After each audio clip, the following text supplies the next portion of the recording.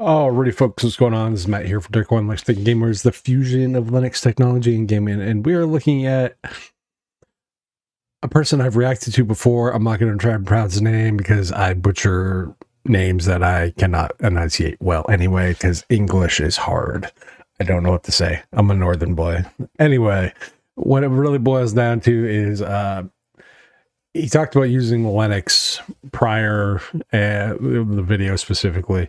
And he had a really kind of good approach, a lot of research on his part and that kind of stuff. So he approached Linux a little bit differently than a lot of people that I normally react to, which is usually full of dumb and stupid and fucking all the other things. So I want to see what he says about using Linux. Really isn't that hard. Now, he's a comedy guy. I do like his comedy that he puts into the videos and kind of like the self-deprecation and stuff. So let's roll into it and see what he's got to say.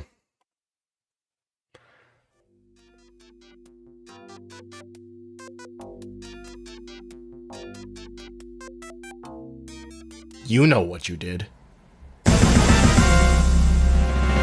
The court deems thee guilty for knowingly clicking on a video about that there Penguin operating system.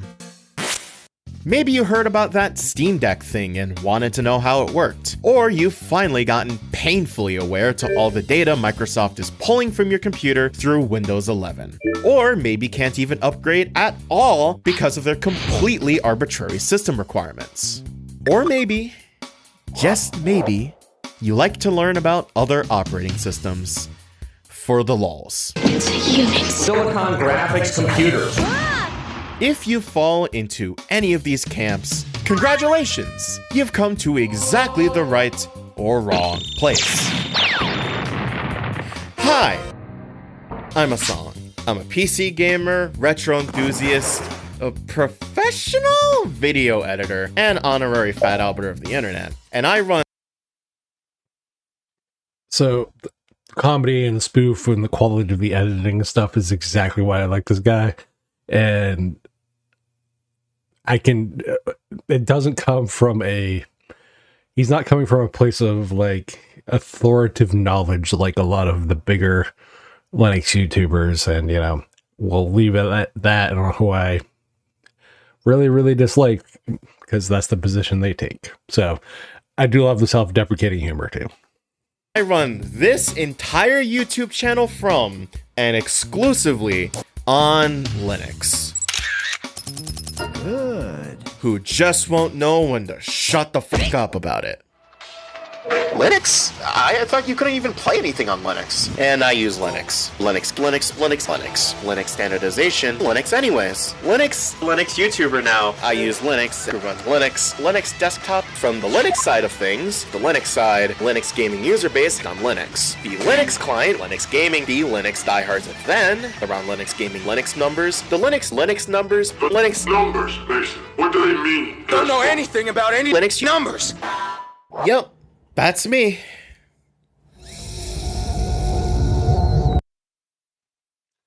I used a descent into Linux madness, I believe, or insanity or something was the title of that video. So, I mean, it makes sense. And he does talk a lot about Linux, ironically, but most Linux channels tend to. I know I do.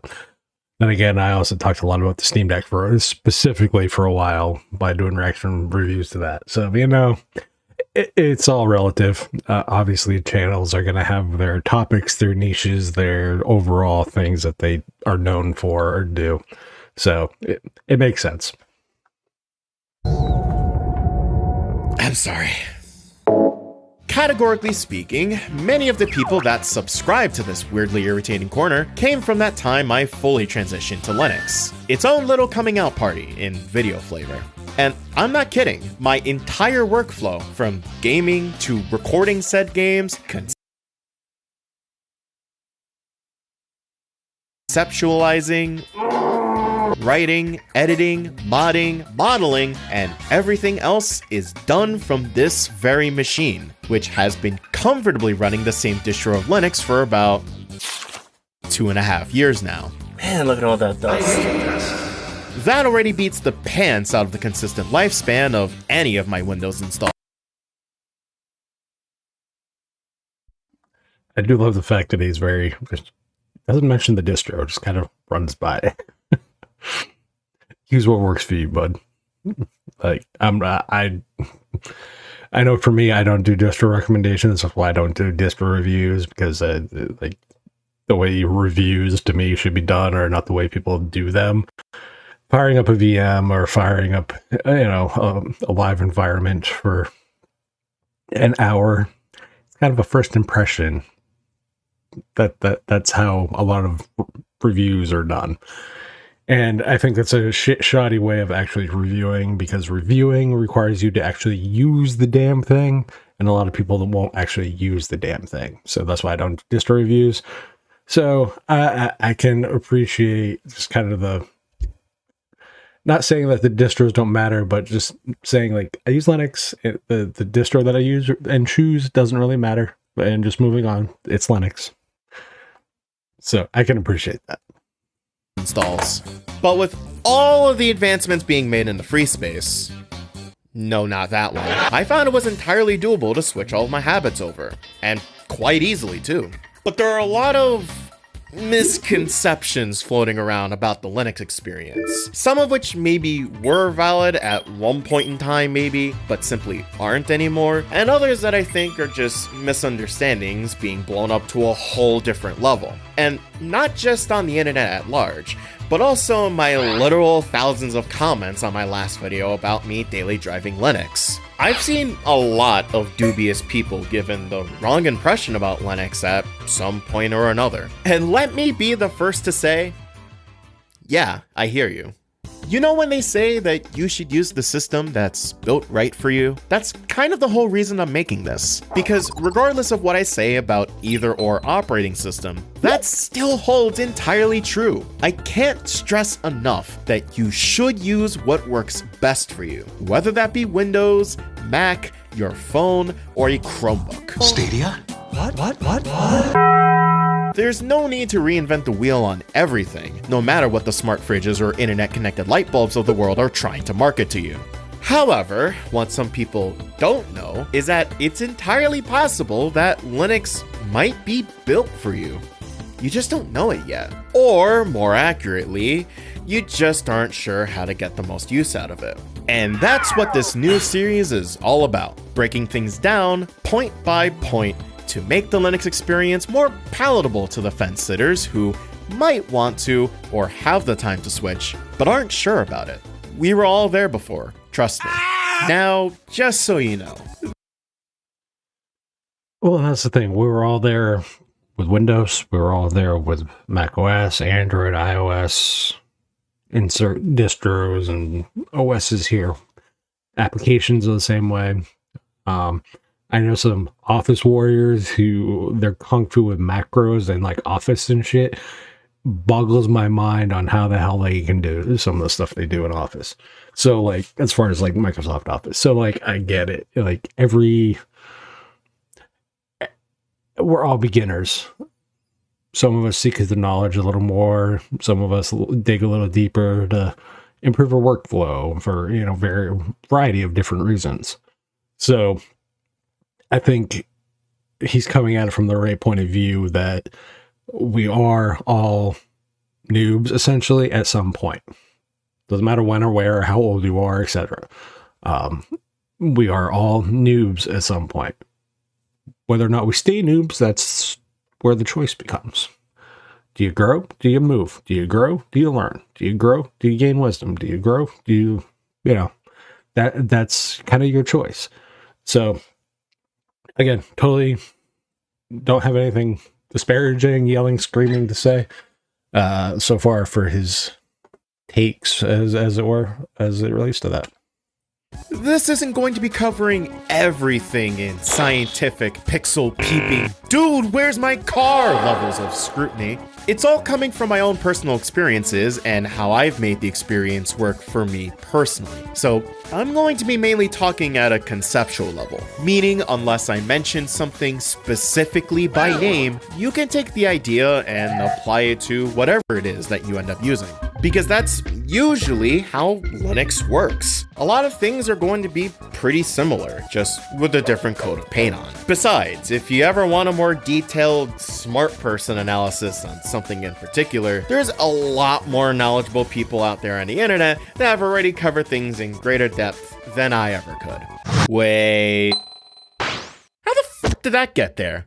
These are the Spartans, the Linux for gamer brain dummies gateway, since that's what I like to see myself as. And to that end, just to make things as easy to digest as possible, I'll only be going over a couple of these concepts in small batches, episodes, if you will. After all, you don't introduce a fighting game to someone by throwing the book at them with frame data, clashables, guts values, and manual rondos. I know that 45-minute long tirades aren't the most palatable to most, so hopefully chopping these down into focused chunks will help make the overall Linux experience more accessible. If all you need is an overview on what the general Linux experience is like, my original video on my switching to Linux already covers everything in broad enough strokes as it is. Though, like that monitor that I used back then, a few things in that video are already a bit out of date.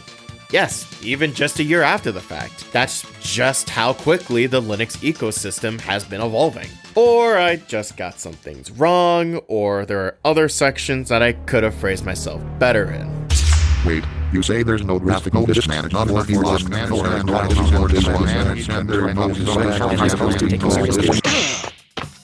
Anyways, this is just an introduction course to this series, and we've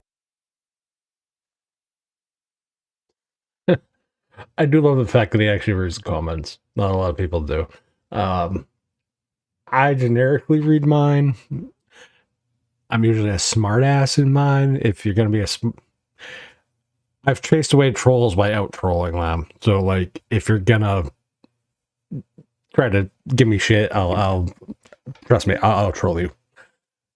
But it really boils down to, I do like kind of the self-deprecating humor that's like, oh, and willingness to admit when you get stuff wrong. Just owning it. Yeah, I got shit wrong. There's other shit I could say, like this partition management stuff or this management stuff that he was getting thrown at. Honestly, I think I might have mentioned something too. I don't remember. It's been a while since I reacted to this video, but so far so good. Like keeping an open mind, objective, being objective to like openness and stuff is very refreshing in the kind of the Linux space. Not gonna lie, you know, it doesn't get stuck in the muck and mire. My distro can beat up your distro. Snaps versus Flatpak versus app image. Debs are better. Native gaming versus protons. Like he doesn't get into any of that. Like as far as like preferences and stuff, it's just like use whatever the fuck works for you, and I can appreciate that stance. And we've already wasted how many minutes? Fuck!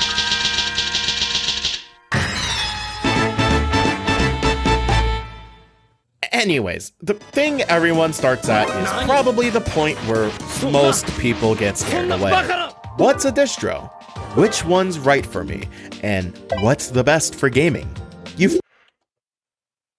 I'll also point out the fact that I do like some of the characters that he decides to use, so some people are going to recognize those.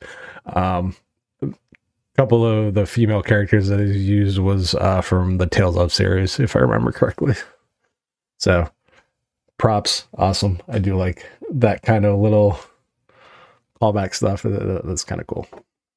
You've probably already heard about this before, but in case you haven't, Linux isn't an operating system. Well, when you buy, or otherwise procure Windows, Do what you want, 'cause I'm pirate. you're getting the entire package.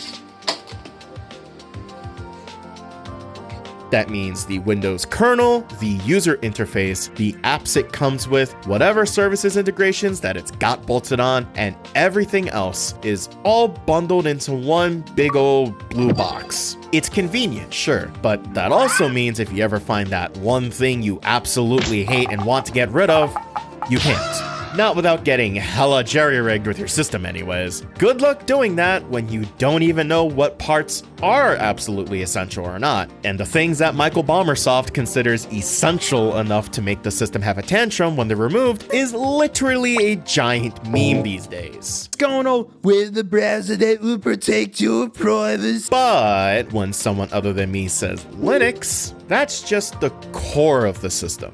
And already I can tell that everyone's rolling their eyes at the techie tangent. So without getting too deeply into it, Linux is the kernel, like the popcorn kernel, and it's what makes your system work under the hood. Disks, drivers, all that junk. As an analogy, because analogies are fun, think of the kernel just as a car engine. It's where all of the power is, but you can't drive up a hill with just a V8 engine on its own. The power needs to come from somewhere, and you need a frame and wheels and everything to make an car. A distro, in this case, is the rest of that car. The housing's different and might have extra padded seats. Some have a subwoofer in the back, and others have cup holders that actually work. This analogy is going downhill real fast. Therefore, these different distros, in that case, is essentially like taking the same engine of that car, the kernel, and putting it in a different chassis, which are the actual things that you actually install and interact with in the first place. That's really all a distro is when you break it down. They may have different and increasingly weird names, and some come with more things than others, but at the end of the day, they're all still Linux. Where the mainstream is concerned, a Fedora system is going to get roughly the same frame rates as an Ubuntu system, as a Mint system, as an Arch system. You see where this is going? In fact, some distros are even built on top of one another, like what Linux Mint is to Ubuntu, or Endeavor OS is to Arch Linux, and Steam OS too, in case you haven't heard. So, no, not one distro will be inherently faster or better at gaming than another. Though there are ways to improve performance, that's a topic that's better served for a future installment, since we're already working on borrowed time here. Wink. So, if that's the case, what makes them different? Really, it depends on the exact distro, but if you're watching this, then all the nitty-gritty will probably go over your head anyways and isn't something you should worry about. The important thing is, most of them will be quite literally nearly identical. All you'll see that's different is the desktop environment they come with and the apps that are built in. And also the installers, which I've got a couple of words to say about those. Those are usually what change the most. So generally, he's not wrong. If we're talking about the mythological new user, the one that is coming from Windows or Mac OS, familiarity or equivocals to what they know is not going to be sudo pacman tech syu, whatever application, or sudo apt install, or DNF install, or flatpak install. It's not going to be that from the command line. Unfortunately, they're going to know the thing like what he's interacting with right now, which is the GUI. God forbid, I know, we're going to, oh my God, end of the world by me saying this. So he's not wrong in saying, like, the underneath to most people aren't going to matter.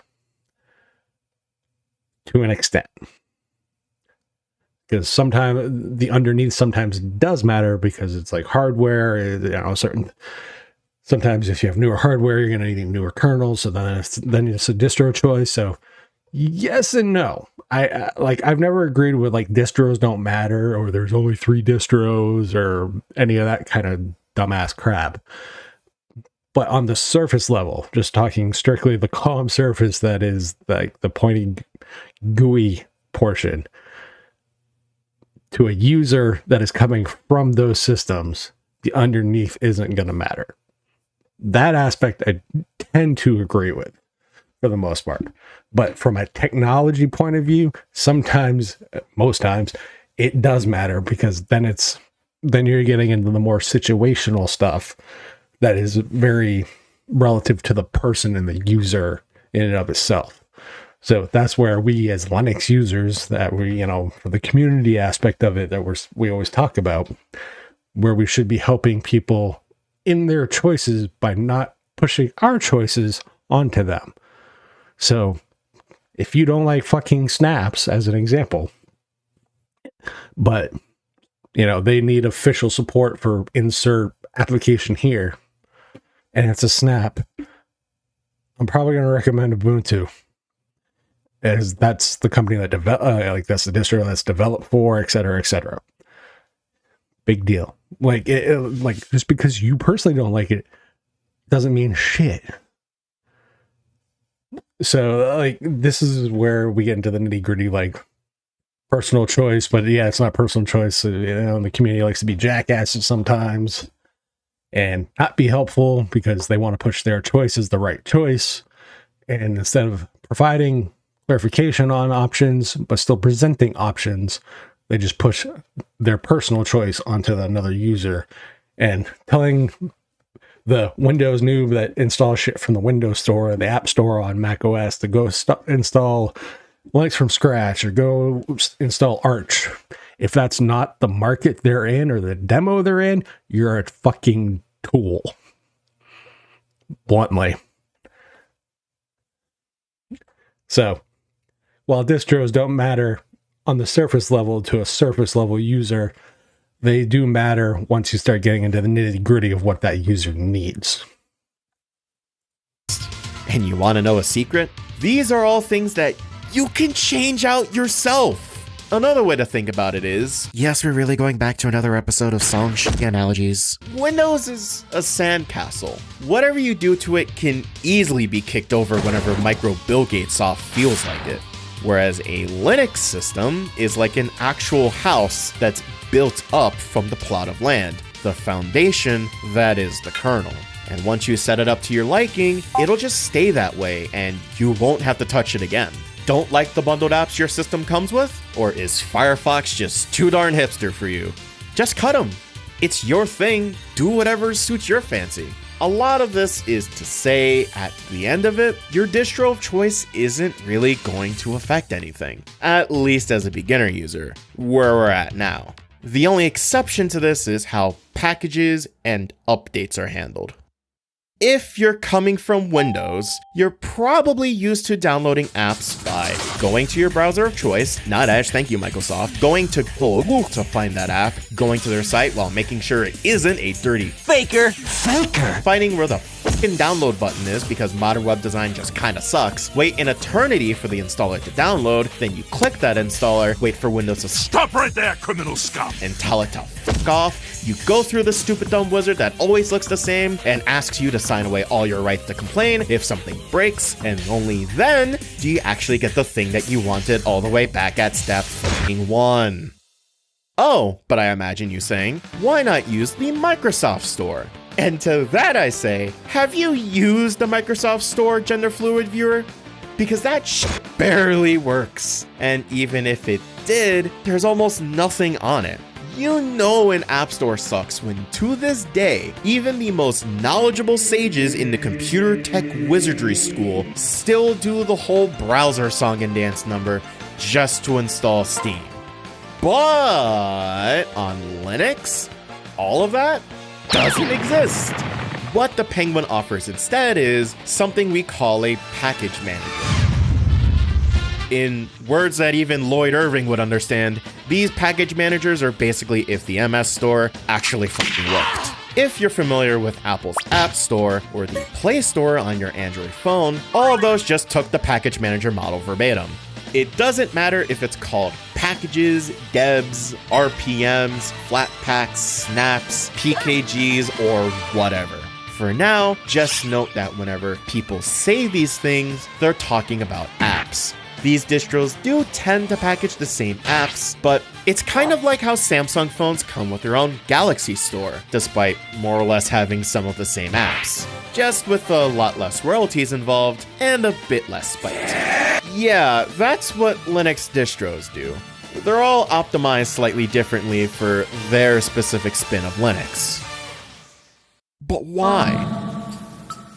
back in the Neolithic era when the people behind these distros were making them, also known as the late 90s. Could you be a little more specific? No one could agree on a common layout to use for putting the frickin' program files, and we still see the residual effects of these prehistoric decisions to this day. We basically don't make binaries for Linux. Why? Because making binaries for Linux desktop applications is a major fucking pain in the ass. You'll kinda be seeing a running theme of that in Linux land, and this won't be the last time, trust me. Right? Yeah. As a result, some distros will offer updates to programs later than others. We usually refer to these two types by either rolling release or fixed release cycle distros. The former updates apps as they come, regardless if it's a major update or just a bug fix and stability improvement. This usually means you get the latest faster at a possible risk of stability because people are people and bugs do slip in major updates. Usually, the good rolling releases will, in all likelihood, give you a heads up ahead of these breakages if they do happen to happen. So, it's entirely possible to avoid these problems. However, it's that level of maintenance and user intervention that is the reason people will usually recommend rolling releases to someone already familiar with how Linux works. For the rest of us, or the He's not wrong. Generally, I only recommend rolling releases generally, if I'm going to recommend them, as far as new users. It is going to be specifically because they have AMD hardware. That's the only reason, especially if they have AMD graphics cards, and it depends on what they're doing with the system. Only then would I ever is it bleeding edge or is it brand new? Well, the way AMD releases is going to be on a major kernel release, and usually you're waiting 3 to 6 months for that on the new hardware. Usually, not always. And the improvements that usually ship with Mesa, so that way those get rolled in quicker, and that you're not even on like Ubuntu stuff. The static releases, as they would, tend to be further behind, and even with some distros having an enablement stack, it still doesn't have the newest kernels and drivers and all the other stuff. So sometimes rolling is the only option, but it's very dependent on the user situation. As far as static releases, pros and cons there as well. Like I mentioned, if you're bleeding edge, probably sometimes not the best distros for you. They do have older packages and all that stuff. Some of that's going away with things like flat packs, etc. So that's changing as far as like application availability on some of those static releases. As far as not being able to have newer ones, you don't have to do some of the backporting and all the other stuff to get newer ones. Like there's differences to how that whole thing works now as opposed to how it used to work. For those that don't care about newness, fixed releases are what you want. These are the distros with a version number, like 21.2 or 2023.4 or 420.69, you got the idea. Packages in fixed release cycles will normally only get the bug fix updates until the next version is released, where it'll get badged a different number, and all the apps get their major updates pulled in if any have happened in the time since the last release. Usually it's for stability, but some distros update faster than others even with this cycle. But if all you care about is making your computer work, you really don't have to worry too much about these. This is more or less the model that Windows uses for its updates these days. That said, even the most roly-poly of rolling releases aren't anywhere near as bad, or in some cases absolutely brain dead, as Windows' updates can be. And you aren't forced into them either. You actually have to go out of your way to update on Linux, so if stuff works, you can keep it that way. Word to the wise men, you should at least check updates once every other week or so, just to make sure. Phew. So did you get all that? Yeah, I would say weekly. I would definitely say weekly when it comes to, well, even then.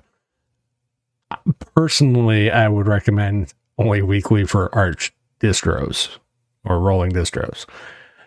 most of that has to do with sometimes those bugs get rolled down into the actual distro when you update on, say, day of.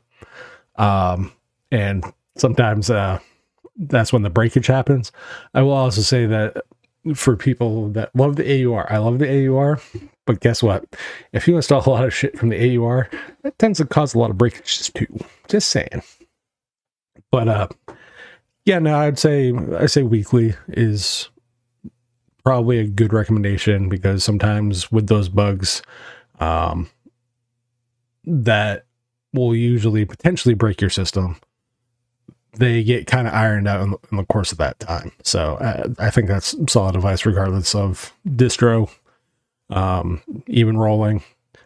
Arch is a little weird. I would say a week probably is the max. You can start getting any longer than that, and sometimes you start getting the conflicts and stuff, which, I mean, I've had Arch distros that I haven't updated in like months and they go through fine, but sometimes that's not the case with Arch. So it's relative. Again, I can only speak for personal experience on that, but definitely I would say a week is a good recommendation. To summarize, distros are all the same base Linux, but come with their own apps out of the box. These apps can be changed after you install if you like, and the only thing significant about distros are their updates. Other than that, they'll all perform the same and all have pretty much the same customization options. So if you need a suggestion on what Linux distro to start with, I wouldn't really worry too much about it. I'm really serious when I say that you should pick the one that you like the look of the most. You'll probably get judged by the idiots no matter which one you pick, so just ignore the naysayers and just go with whichever one suits your fancy the most. My only exception to this might be distros like or based on Arch, which is explicitly catered to those that already know how Linux works. They have their benefits, but can still be overwhelming to someone who's just starting. So if some distro starts talking about some command line or terminal mumbo jumbo, maybe make like a tree and avoid it for now. Oh no! By the way, just to make this point clear, because I still see this comment floating around from time to time, no, you do not need to use the command line at all to do anything on Linux. While there is something to be said about some graphical applications not being as intuitive as they could be, and other cases where the scriptability of a command line might be more convenient, I can't stress enough that the terminal is not important. The why and how of all this is a whole bucket of bolts for another day, but I've decided to focus on graphical apps whenever possible. And speaking of unpopular taste, Thank you. Somebody that actually gets it. Speak to the other 95 fucking percent of the world as opposed to the fucking 4% that probably use Linux. It's a novel idea. Enemy nuke incoming! It's over! no, they aren't anywhere near as bad as you might have heard. Though, as a company, actually, I don't know if they'd ever done anything good. But the green team is what I use on my system, and it works just fine on Linux. You'll just want to make sure that you either download an Nvidia ISO if they offer one.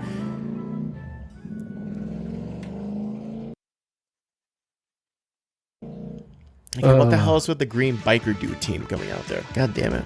You'll just want to make sure that you either download an Nvidia ISO if they offer one, or if it shows up somewhere in the setup, then make sure you specify using the Nvidia proprietary drivers. Otherwise, in the rare instance that you have to download the drivers after the fact, please use the package manager.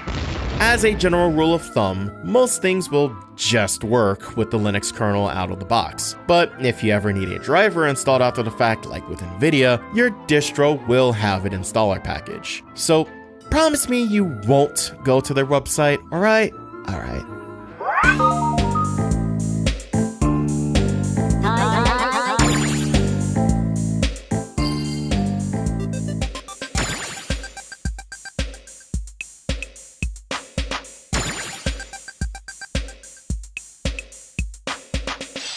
One last thing is, no matter what distro you go with, they all have this disk setup utility. Okay, before he gets into the disk setup stuff, yeah, Nvidia is not as bad as people make it out to be. It's not perfect. Wayland Sports kind of garbage, et cetera, et cetera. Like, it has its issues. They've open sourced some stuff. I will give Nvidia credit when it is fucking due. I will say there is still the AMD stuff for their encoder is better than it used to be, but NVENC is still number one. And as a content creator, you don't want garbage in, garbage out. So you don't want garbage quality. You don't want garbage out, because that's what you'll get. And generically speaking, NVENC gives you the best quality. So as a content creator, that's what's going to matter most. And I'm saying this as someone using a AMD system. So just keep that in mind. However, I do have the eGPU back to here, which is a 4060 that I've had various Linux distros run on and stuff. So, like, people sometimes overestimate the problem with NVIDIA. Now, I'm not saying it doesn't have its issues. It does.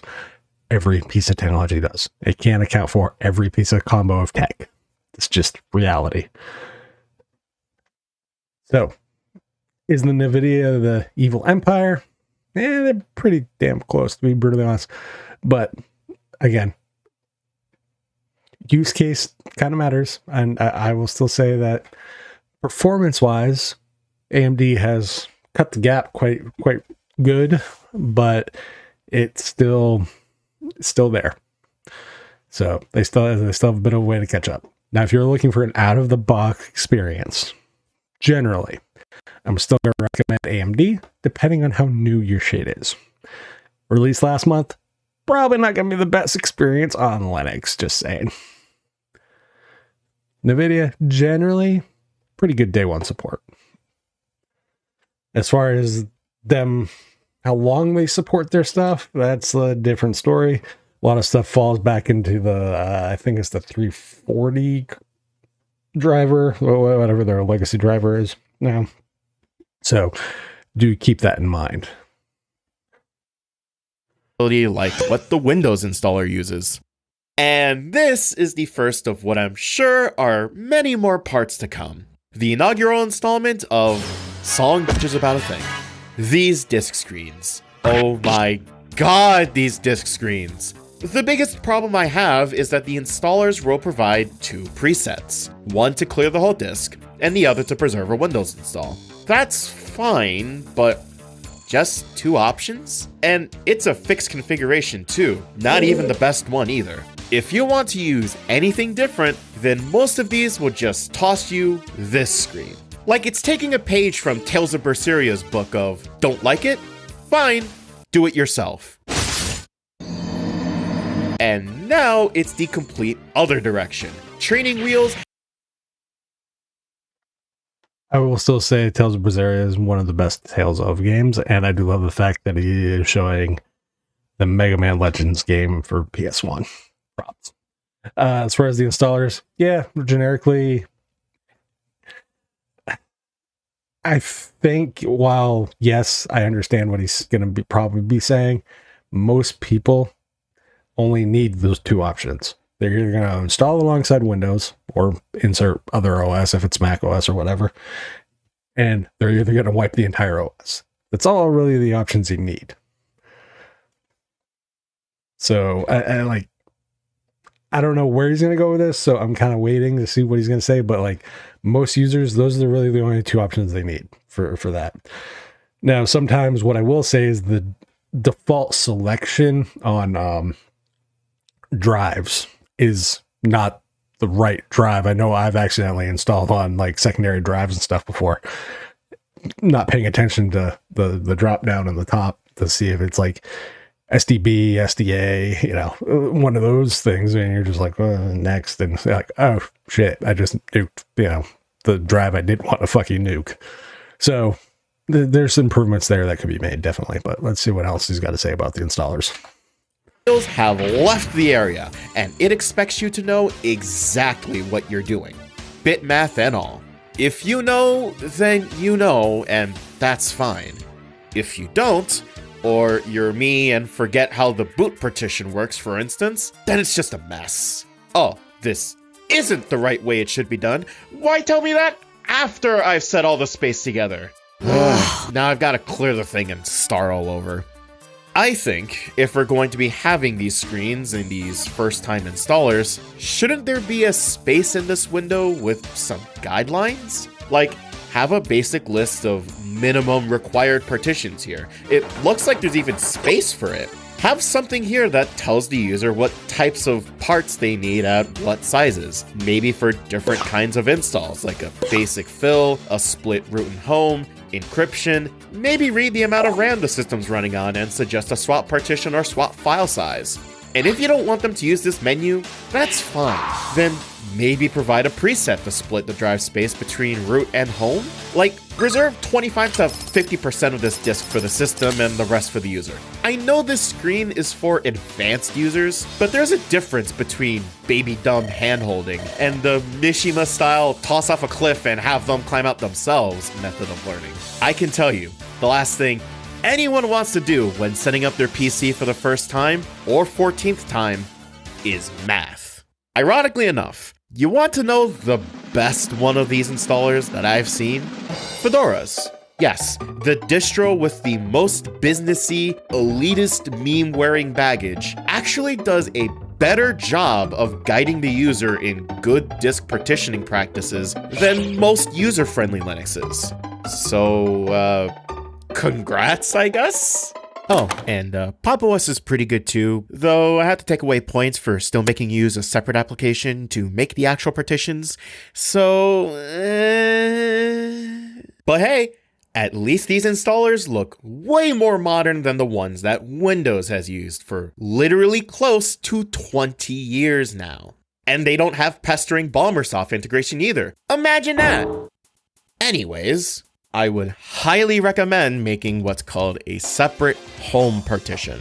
Basically, this is the physical part of the disk that'll be dedicated to your user files, documents, settings, and all of that. Historically, Windows has never allowed for this. It basically forced you to put your files in the same physical place on your drive as the OS. So that's why you'd have to move files off to an external drive before having to reinstall it. But on Linux, if you make a separate home partition, and should you ever need to either reinstall or switch to another distro, you don't need to worry about moving shit around. All you'd have to do when reinstalling is just point the distro installer to your existing home partition as a mount in /home without formatting. And just like that, most of your preferences will move along with it.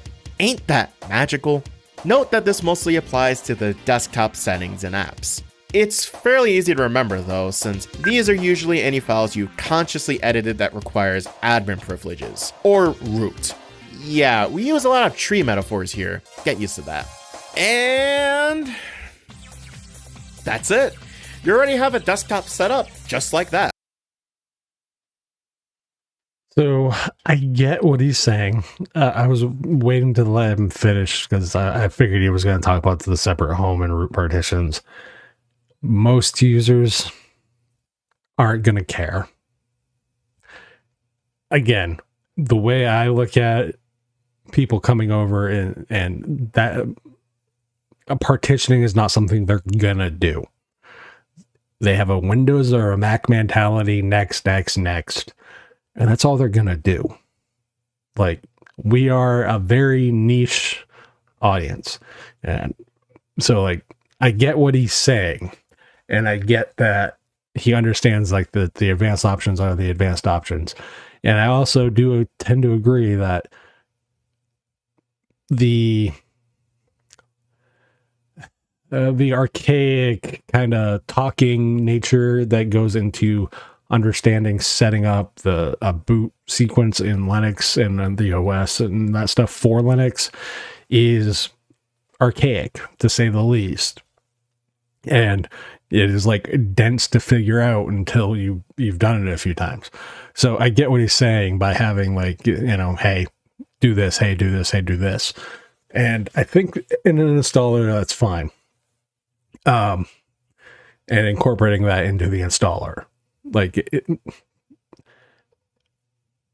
But I will say most normal people, and the thing is, most normal people aren't going to nuke an OS anyway, but most normal people, even if they have a passing interest or the reason they're using Linux or the reason they're nuking something, is going to be, I installed it and that's all I needed to do.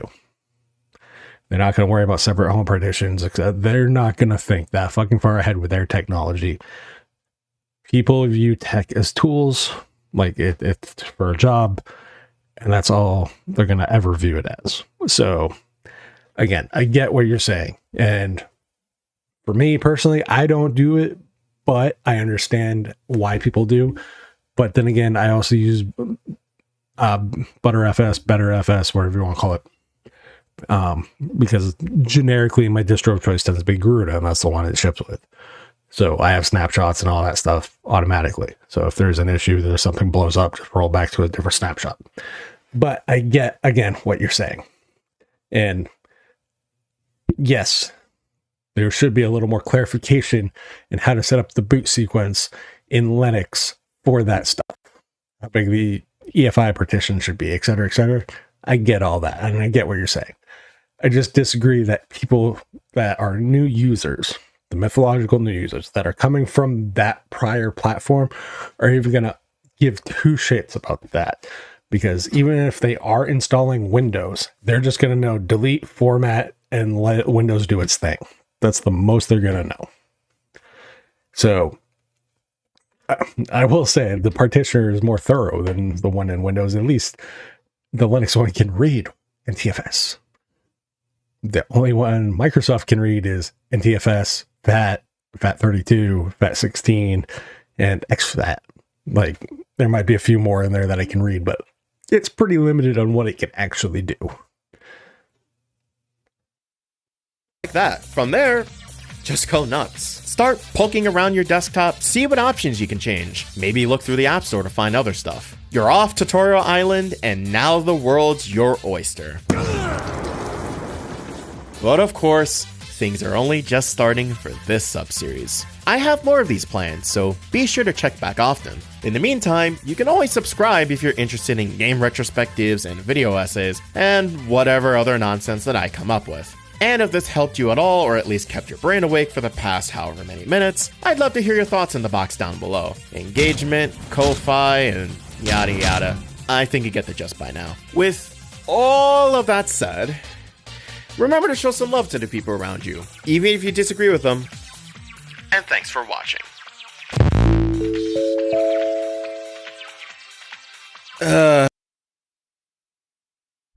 God, I know that this is so incredibly late to come out, and I'm sorry, just an infinite amount of life problems and technical hurdles, but I hope you enjoyed this and watched it all through to the end, because I know that this is way longer than it probably should have been. This is the kind of mark that I wanted to leave on the world, I guess, so there is still definitely going to be more to come, and I swear they will come much faster than this one has. I hope you've enjoyed, and I hope you support my endeavors. Have a good day, everyone. All right, so overall, I generically tend to agree. I love the fact he talks mostly about GUIs. I love the fact that he understands like all the nitty gritty bullshit underneath the surface level most users aren't going to fucking care about. So while certain jackwagons on YouTube that are Linux people will talk about distros don't matter, surface level, that is a half-truth statement. Underneath, that's where they do matter, and then you get into user use cases, and then that's when they really do fucking matter. So I love the fact that he understands that. I disagree with him on the installer stuff, just given how I've seen people reinstall OSs. It's very much a force of habit. They see a next button or, whatever the next step is, that's what they're going to do. So yeah. Other than that, I tend to agree with most of what he was saying. Is Linux really hard? No.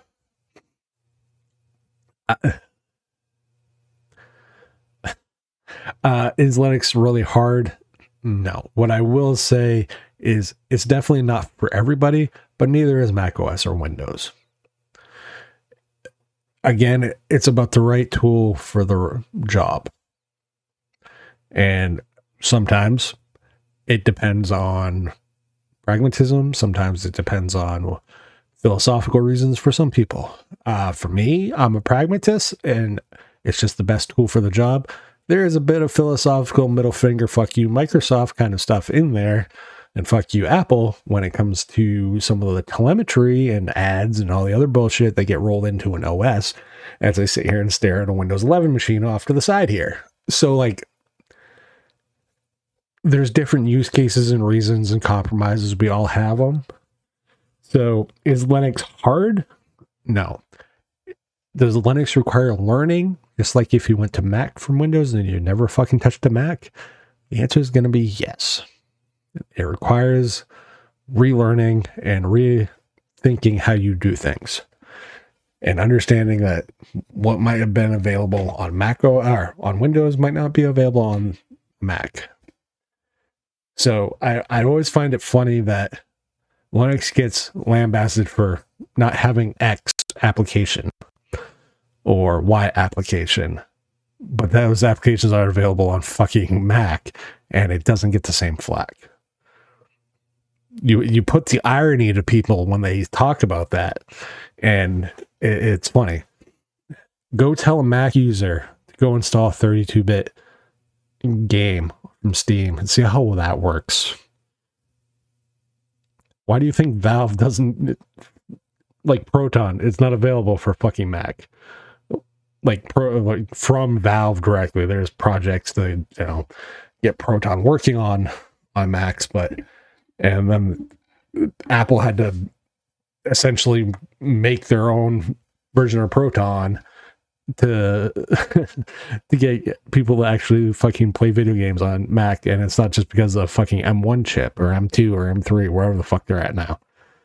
So the irony is lost on a lot of people with that stuff. So any new experience is going to be hard at first, and hard is relative given your willingness to adapt to the new situation. So I appreciate the focus on the GUI. I appreciate the understanding that most people are only going to be surface level users.